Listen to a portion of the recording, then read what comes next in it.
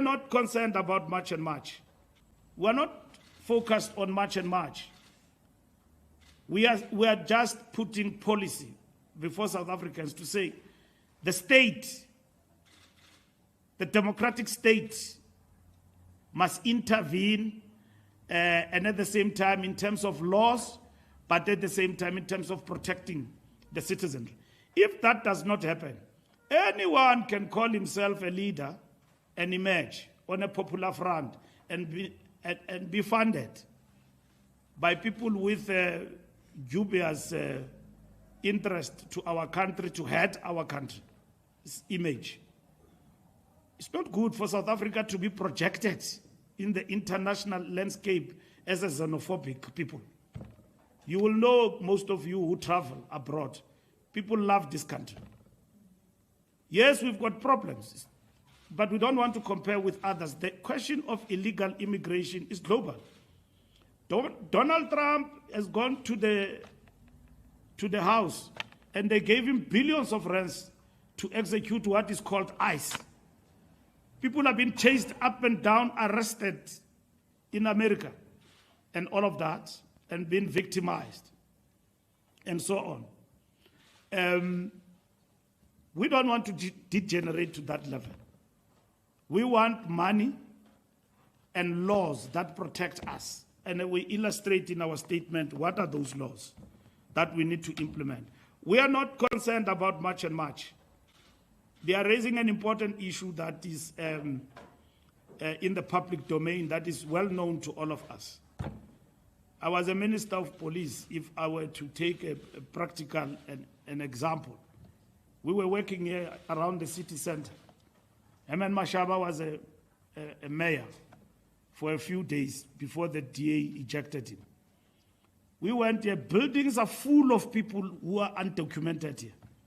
So if you were to walk in the streets here and somebody pickpocket you, and we chase that person and get into that building, we will never know who did this crime. They are undocumented, unregistered, and it's a national security threat. So government must not allow this anarchy in our country to engulf us as though we don't have a state. We must put down the state, not boots and all of that, but through the laws, and they must be enforced. Now, all the other issues, we will be able to deal with them because we cannot afford our country to be characterized as a country that hates Africans, and that is xenophobic. Just by looking at Samkelo in his color and being very black, then you decide that no, Lomfo, I uvelaphi. You know, there is a stage in this country where police were going in the streets and look at people. Do you remember that? When there was what is that place of Home Affairs? Lindela, where people were taken in Lindela by buses, and then they look at your face. If you can't speak properly, you speak Venda or you speak Tsonga, they take you to Lindela. Hey man, I'm from Venda, and so on and all of that. And just the tribalistic thing. And hurting ourselves in the process. People are protesting. Uvumuntu atukule protest. Aswafuna Mashangan. Changans are part of us. These are our people. What have Shangans done to us? In this protest, you hear people say, hey, Aswafuna Mashangan. Now you want us to keep quiet in the name that we are protesting. No, that can't be right. Welcome back to Insa Central. Welcome back to our channel. Mantsalana nkulu wa vandla ra ANC kulukumba fikile Mbalula va angula March and March.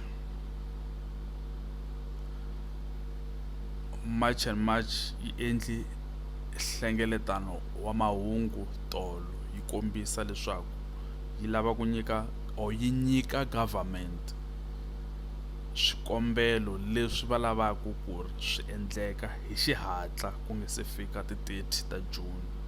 Hikuva hi ti 30 ta June vahlampfa a va ha laveki laha tikweni.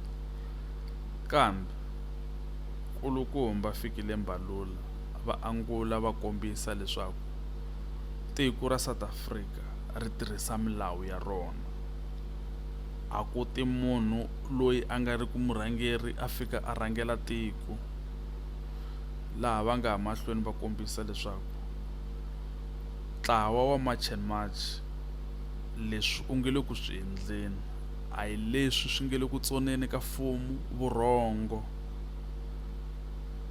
Va kombisa leswaku ntlawa lowu wa March and March ko va ntlawa lowu munhu a ngo pfuka njhe a ku ni murhangeri wa vanhu lava nga tiviku milawu na ti-principle ta tiko va n'wi landzela.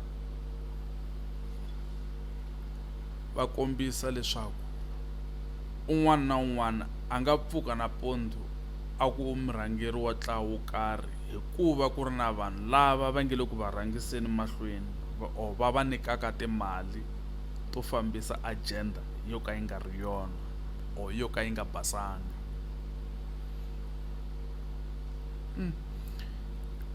Kulukumba va fikile Mbalula va kombisa leswaku leswi swi nge le ku endlekeni tiko mfumo u le ku swi voneni nakona u ta teka goza. Xana leswi swi nga vulavuliwa hi kulukumba fikile Mbalula, loko mi swi yingiserile mi twa ungaku swa twala ku va vulavula hi yini, hi yona action leyi vatshami va laha tikweni a va lava ku loko mfumo u vulavula swona na. Xana leswi nge le ku vulavuleni hi fikile Mbalula hi swona leswi vanhu a va rindzeli swona na. Hi ku ya hi mina kulukumba fikile Mbalula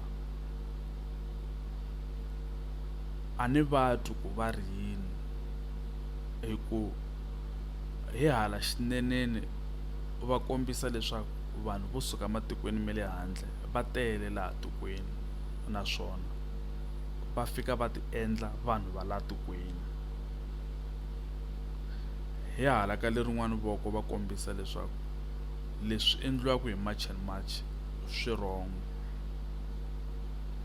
kambe a va kombisi ku swa right hi swihi or leswi vona as mfumo va lava ku swi endla hi swihi.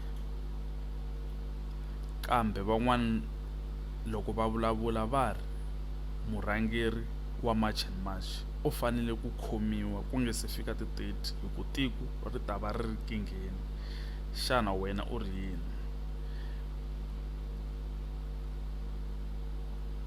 Vaakatiko vo tala va kombisa leswaku ntlawa wa March and March or murhangeri wa rona u fanele ku khomiwa ku lunghisa mhaka leyi. I ku khomiwa ka yena, hi ku loko o ka a nga khomiwa hi ti-30 ku ta va na problem laha tikweni. Xana loko vo khoma Jessica ku nga va ku ri ku timela ndzilo or ku ta va ku ri ku chela paraffin ehenhla ka ndzilo na? Kombela mi subscribe ka channel mi like. Danko.